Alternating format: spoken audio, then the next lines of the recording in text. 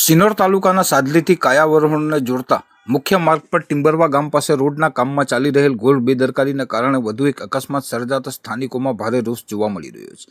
પ્રાપ્ત માહિતી અનુસાર આ માર્ગ પર હાલ રોડનું કામ ચાલી રહ્યું છે, જેમાં વરસાદી પાણીના નિકાલ માટે નાખવામાં આવનાર મોટી પાઇપો રોડની સાઈડમાં સુરક્ષિત રાખવાને બદલે મુખ્ય માર્ગ પર જ અસ્તવ્યસ્ત રીતે મૂકી દેવામાં આવી છે। આજે નાના હબીબપુરાના રહેવાસી કિરણભાઈ પટેલ પોતાની ઇકો ગાડી લઈને પસાર થઈ રહ્યા હતા, ત્યારે માર્ગ પર પડેલી આ પાઇપો સાથે તેમની ગાડી ધડાકાભેર અથડાઈ હતી। ટક્કર એટલી જોરદાર હતી કે ગાડીના આગળના ભાગે મોટું નુકસાન થયું હતું। જોકે સદનસીબે ચાલક કિરણભાઈ અને ગાડીમાં સવાર અન્ય લોકોનો આબાદ બચાવ થયો છે અને કોઈ જાનહાનિ નોંધાઈ નથી।